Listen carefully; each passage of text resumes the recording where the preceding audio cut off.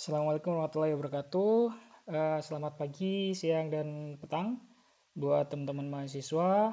Kali ini saya akan mencoba menjelaskan bagaimana melakukan penulisan dan juga submission jurnal mahasiswa pengilon.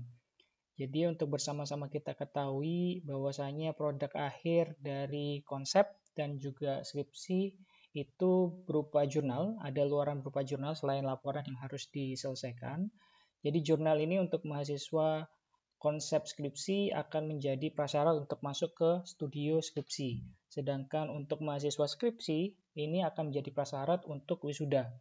Jadi ini sangat krusial karena memang ini akan dipublish secara online. Jadi beberapa karya dari kelas Anda itu bisa dicek ya di archive di sini. Kita sudah terbit dari 2000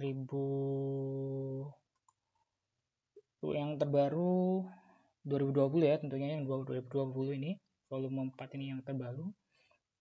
Jadi jurnal mahasiswa ini sebenarnya mengadopsi beberapa fitur dari Open Journal System ya. Walaupun kalau kita lihat workflow-nya di sini itu tidak sepenuhnya mengacu ke OJS.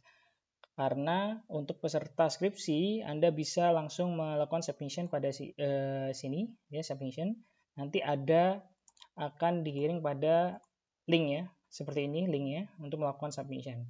Jadi tidak melakukan submission ke dalam sistem OJS atau yang dikenal dengan Open Journal System, tapi semi OJS kita menyebutnya. Jadi karena memang kita masih ada kaitan dengan pembimbing dan sebagainya, jadi kita masih mengadopsi sistem semi OJS untuk mempermudah teman-teman dalam melakukan submission jurnal. Jadi untuk jurnal pengilon yang skripsi ini adalah produk akhir setelah sidang ya, artinya sudah keluar gagasan perancangannya, visual perencanaannya, dan lain sebagainya. Sedangkan untuk mahasiswa konsep, nanti link yang dikumpulkan itu akan kami tampilkan pada spada masing-masing ya di tiap angkatan. Jadi spada di masing-masing konsep. Bunyinya mungkin hampir sama, tetapi yang di sini memang untuk konsep kan saya bilang tadi adalah prasyarat untuk masuk studio skripsi. Jadi sama, ada nama, ada NIM, ada judul dan tema. Ini misalnya apa ya, perencanaan youth center di Balikpapan, temanya arsitektur hijau. Ini harap ditulis dengan sesuai petunjuk ya. Email juga begitu, email juga sesuai petunjuk. Kemudian di sini ada scan bukti asistensi jurnal konsep. Artinya kami ingin ada korespondensi antara minimal satu dosen pembimbing dalam penulisan jurnal ini ya. Nah, setelah ini selesai nanti ini sepertinya kurang satu ya. Nanti akan ada link untuk upload jurnalnya ya, upload jurnal sendiri. Setelah nanti diupload, nanti silakan hubungi saya untuk dilakukan cek plagiasi dan format. Jadi ini kami rasa sudah berjalan 1 tahun ya, periode sebelumnya sudah jalan, dan ini sangat efektif untuk menekan tingginya angka plagiarisme di produk tugas akhir. Karena di sini yang dikumpulkan lebih kompleks lagi karena ada bukti pengesahan dan lain sebagainya. Kalau di sini hanya untuk mahasiswa konsep hanya mengumpulkan scan bukti asistensi jurnal konsep. Bunyinya pun agak beda. Jadi kalau misalnya mahasiswa skripsi akan mendapatkan surat keterangan pengumpulan jurnal ini dengan nomor SK-nya, karena kita sudah Ghost Digital semua, ini bisa divalidasi apakah ini valid apa tidak. Jadi ini tidak bisa dipalsukan ya, tidak bisa dipalsukan, karena pasti akan dicek di sini. Begitu juga dengan untuk mahasiswa konsep bunyinya mungkin agak sedikit beda. Ini form penyerahan jurnal konsep ya. Namanya siapa, NIM siapa, di sini ada koordinasi. Ini nanti akan yang mengecek adalah pengelola jurnal. Dalam hal ini kebetulan chief editornya itu saya. Jadi nanti saya yang akan tanda tangan, mungkin nanti akan dibantu oleh Mas Adon dan beberapa teman. Di sini ada cek kesesuaian format. Jadi nanti akan saya jelaskan formatnya bagaimana. Cek plagiarisme ini akan dilakukan setelah teman-teman mengumpulkan jurnal pada form yang sudah kami sediakan, baik itu untuk mahasiswa konsep maupun mahasiswa skripsi. Nah, setelah itu nanti ini yang akan dijadikan bukti. Ini nanti di print, diberikan ke Bu Sri Wirnani ya, selaku kaskripsi terkait dengan yang mau masuk pada studi skripsi maupun yang ada keperluan untuk wisuda. Formatnya sama, jadi formatnya kalau misalnya kita lihat di web Pengilon, di sini ada artikel template. Ini akan nge-link ke Google Drive, ini nanti bisa di-download ya, bisa di-download. Ini yang akan saya jelaskan satu persatu. Saya akan menjelaskan satu-satu karena memang kami sudah mulai bekerja di Pengilon ini ingin merapikan terutama format ya, itu yang tidak seragam dari tahun ke tahun. Jadi tahun ini coba mulai diseragamkan. Jadi kalau kita melihat template ini ya, ini jelas di sini ada jangan pernah merubah format ya. Jangan pernah merubah format, misalnya merubah ini jadinya diubah menjadi 22 atau berapa enggak, ini diikutin aja. Jadi ini nama mahasiswanya siapa, nama lengkap, kemudian dosennya siapa, ini dosen pengampunya. Jadi dosen pengampu misalnya ditulis misalnya Surya Triharyanto. Ini tanpa gelar ya, tanpa gelar. Jadi misalnya namanya Muhammad Skripsi misalnya, Muhammad Skripsi, pembimbingnya Bayu Teguh Hujanto dan saya Muhammad Al-Sambul Iqbal, ditulis lengkap tanpa gelar. Nanti dicantumkan juga email dari masing-masing pembimbing. Ini pembimbing yang dipakai. Di sini juga nanti ditulis nama penulis, berarti yang ada di sini 1 2 3 masuk di sini. Sedangkan judul di sini ya, judul. Nanti ini ada ini judul, terus yang di bawahnya ini ada tema ya, perhatikan. Tema. Jadi tema itu terpisah dengan judul ya di sini ya. Sama dengan yang kita pakai pada judul jurnalnya itu sendiri. Misalnya ini judulnya adalah Museum Kereta Api di Malang. Temanya arsitektur kolonial gitu ya. Boleh ya. Di sini juga nanti akan tertulis seperti itu. Kemudian abstrak, ini paling penting ya. Abstrak itu kami biasanya abstrak kalau misalnya di jurnal ilmiah itu 150 kata. Tapi di sini kita coba extend 175 kata ya. Di sini abstrak itu harus jelas. Biasanya ini sangat simple, jadi 175 itu harap langsung ke topik perancangan ya. Misalnya alasannya ini latar belakang, kemudian metodenya, kemudian ringkasan hasil yang dihasilkan apa. Maka dari itu biasanya abstrak konsep dengan abstrak hasil skripsi itu akan ada perbedaan. Ya ini 175 kata, kemudian ada kata kuncinya yang harus diaplikasikan. Pendahuluan di sini ada latar belakang ya, latar belakang ini jelas urgensinya apa gitu. Ini fontnya juga jangan diubah. Jadi kalau misalnya teman-teman meng-copy paste pada laporan itu biasanya saya pakainya misalnya ini saya punya jurnal ini ya. Ini misalnya saya copy. Biasanya untuk mengikuti format ini saya copy paste-nya itu keep text only seperti ini. Jadi dia akan mengikuti format yang ada pada template ya. Tujuan perancangnya bagaimana, rumusan masalahnya bagaimana. Ini silakan ya. Silakan dikasih misalnya ada penjabaran bagaimana. Tapi kalau misalnya Anda merupakan keluaran produk konsep, ini biasanya ada 3 ya, 3. Ada kaitannya dengan judul, kaitannya dengan tema, kaitannya dengan lokasi. Sedangkan kalau misalnya udah di tahapan skripsi, ya sudah yang akan diselesaikan rumusan masalahnya apa. Ini biasanya dalam bentuk pertanyaan, deskriptif dalam bentuk pertanyaan. Kemudian tujuan perencanaannya apa ya, tujuan perencanaan apa. Di sini tinjauan perencanaan, di sini ada tinjauan tema. Jadi Anda memang diminta untuk merangkum apa yang sudah Anda pelajari pada konsep. Anda kan diminta mencari pengertian tema yang Anda ambil ya, sehingga ada penguasaan tema di sana. Jadi kalau ditanya arsitektur hijaunya itu arsitektur hijaunya siapa, arsitektur modernnya, arsitektur modernnya siapa, Anda bisa menjawab. Di sini Anda tuliskan semuanya. Jadi ini contoh misalnya saya ngambil definisi arsitektur hijau ya. Arsitektur hijau adalah bla bla bla bla, prinsipnya ini, sumbernya ini gitu ya. Dan ini format tabelnya jangan diubah. Jadi kalau misalnya Anda mau membuat baru ya format tabelnya seperti ini. Ini kalau misalnya saya blok, kemudian mana ya? Ada format gitu ya. Ada layout. Itu format tabelnya itu desainnya ini adalah desain yang seperti ini. Jadi kalau misalnya Anda memasukkan yang lain-lainnya, ini tinggal di insert page saja ya. Insert nah ini ada insert below, insert right, insert left seperti itu. Kalau misalnya tidak menggunakan seperti ini, Anda boleh delete, boleh Anda bangun lagi, boleh, asalkan menggunakan sama standar yang seperti ini. Jadi hitam putih gitu ya, hitam putih di sininya black di blok abu-abu, judulnya tebal hitam. Kemudian ya udah seterusnya ini tanpa batas ya, tanpa garis. Tinjauan fungsi Anda bisa memakai dua cara. Pertama pakai tabeling seperti ini atau deskriptif. Jadi pakai A gitu kan, apa misalnya tinjauan fungsi. Ini kan biasanya Anda mencari fungsi-fungsi yang sejenis dan itu langsung kesimpulannya aja. Boleh dimasukkan gambar, terserah, boleh. Nanti ada contoh memasukkan gambar, ini gambar 1. Jadi ini kalau tabel ini langsung aja. Jadi tabel 1, nanti kalau ketemu tabel lagi berarti langsung tabel 2, tabel 3 dan seterusnya. Gambar juga gitu. Jadi nggak ada gambar 1.1 itu nggak ada di sini ya.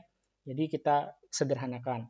Kemudian tinjauan tapak ini jelas lokasi. Kalau bisa ini menampilkan dengan konstelasi dengan kawasan sekitarnya. Nah, ini tinjauan tapaknya. Kemudian dimensi tapak, dimensi side-nya ya, dimensi side-nya. Jadi skala kota dulu diambil, ini terletak di mana.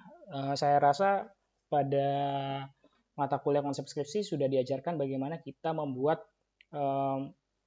tapak itu bisa diketahui konstelasi dengan makro yang lebih luas ya, baik itu skala kelurahan, kecamatan, bahkan skala kota gitu ya. Seperti ini, nanti batasnya ada seperti ini. Kemudian Anda sebutkan dimensinya yang kelihatan. Karena fungsinya jurnal yang dikonsep ini sebagai resume. Jadi pembimbing Anda atau penguji Anda nanti akan membaca ini daripada membaca laporan yang sangat berjilid-jilid. Jadi tinggal dicek aja.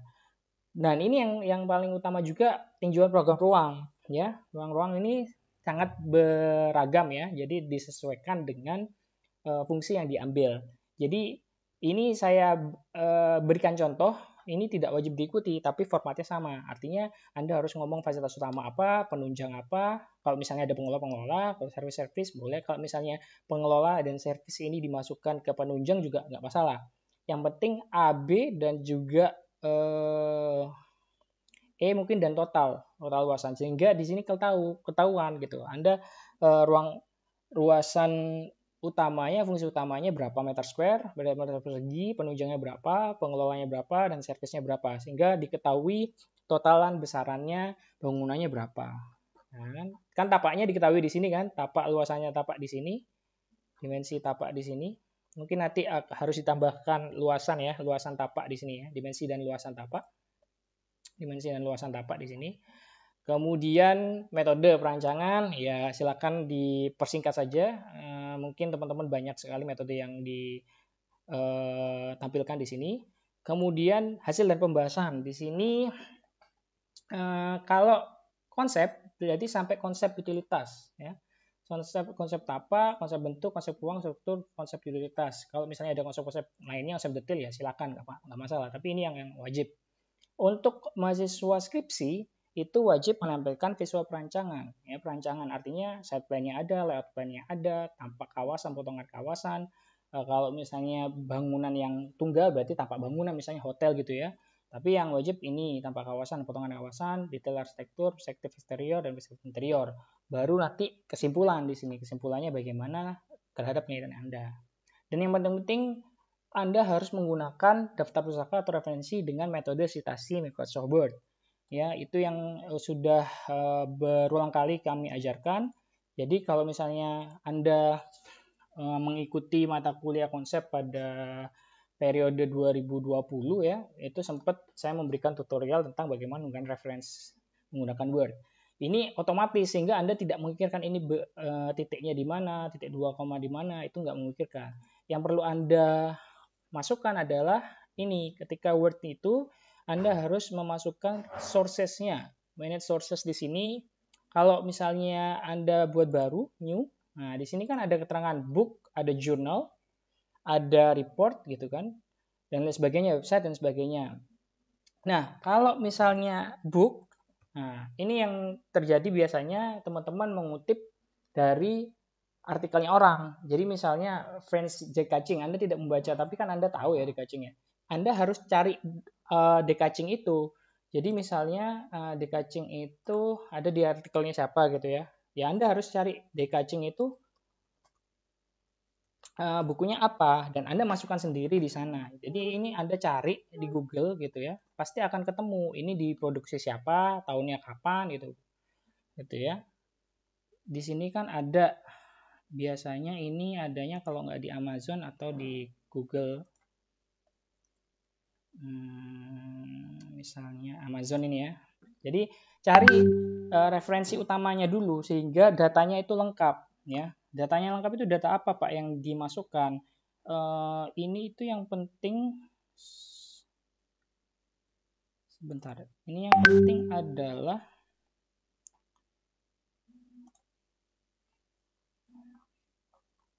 nah ini ya.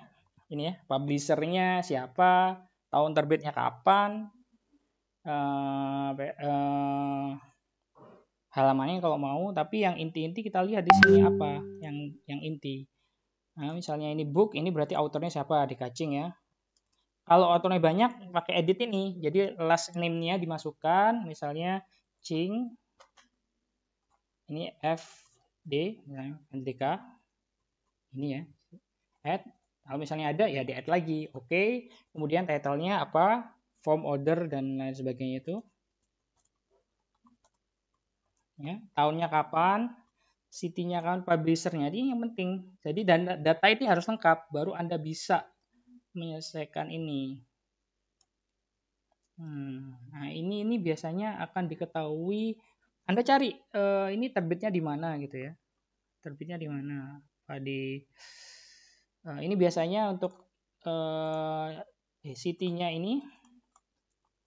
City-nya ini Anda cari biasanya nama kota. Ini biasanya kalau buku-buku ini biasanya London ya.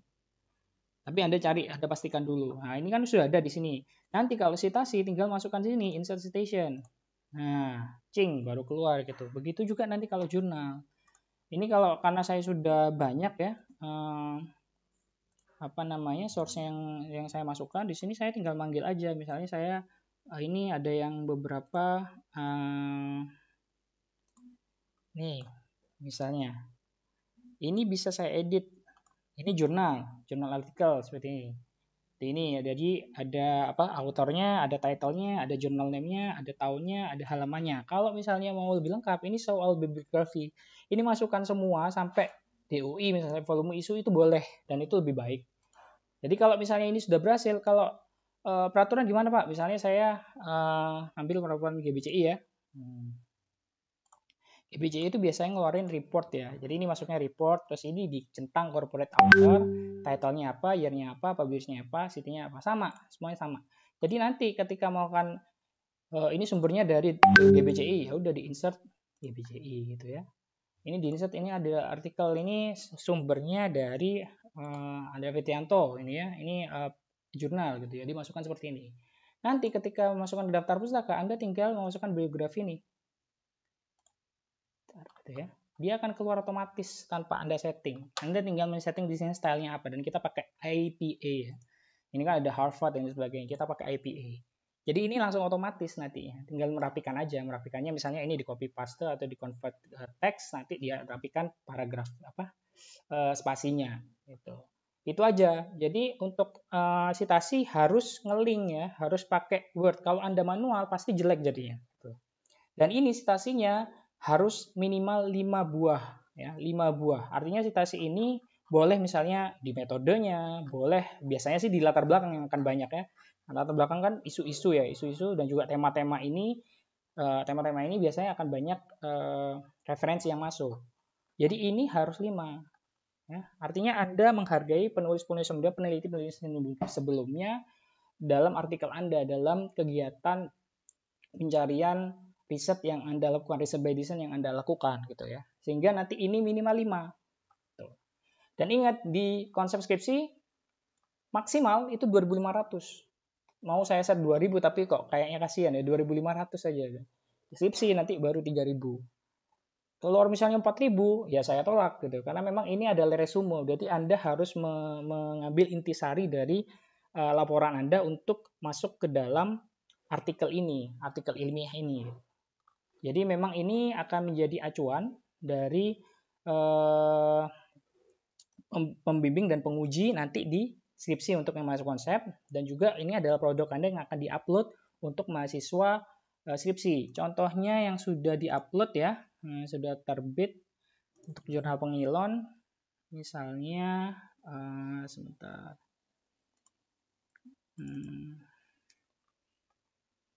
Ini beberapa sudah terbit ya.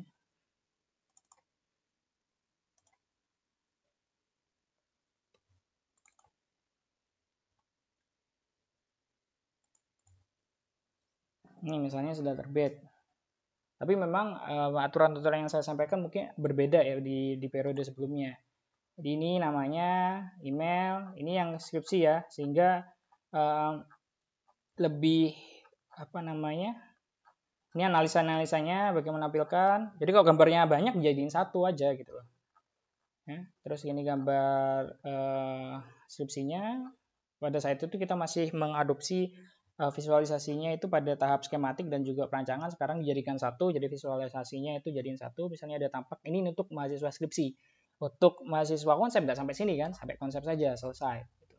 Jadi nanti ketika sudah dihasilkan ini, itu akan ada lampiran berapa persentasenya, persentase teman-teman gitu ya. Kalau melebihi batas yang kami izinkan 25%. Jadi kalau melebihi 25% pasti akan saya kembalikan. Jadi harus sampai di bawah 25%.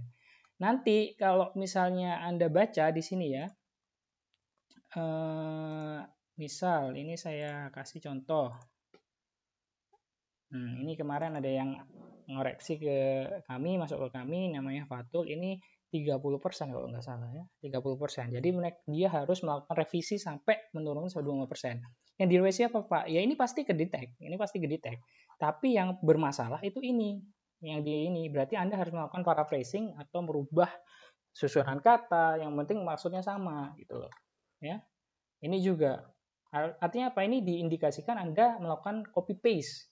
Dan itu sangat berbahaya bagi kita bersama ya, maksudnya bagi mahasiswa juga berbahaya, bagi dosennya juga berbahaya. Ingat Anda ketika mengupload ini ke online itu melekat juga nama-nama dosen ini. Jadi kalau misalnya ini diindikan plagiasi, ini dosennya bisa kena.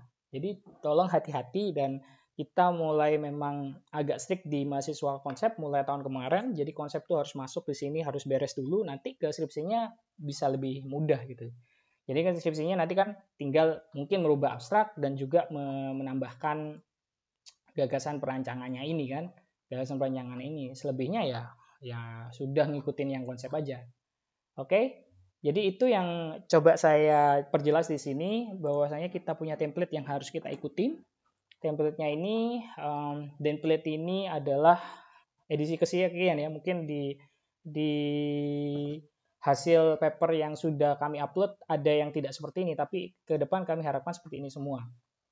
Jadi ini termasuk ada rangkuman-rangkuman yang bisa dikunci. Jadi rangkuman-rangkuman ini kan nanti bisa dilihat oleh dosen penguji dan dosen pembimbing dan juga pembaca ya. Kalau misalnya ini ruangannya berapa sih, gitu kan, luasannya berapa, nggak perlu ada hitungannya, tapi besarannya ini harus muncul.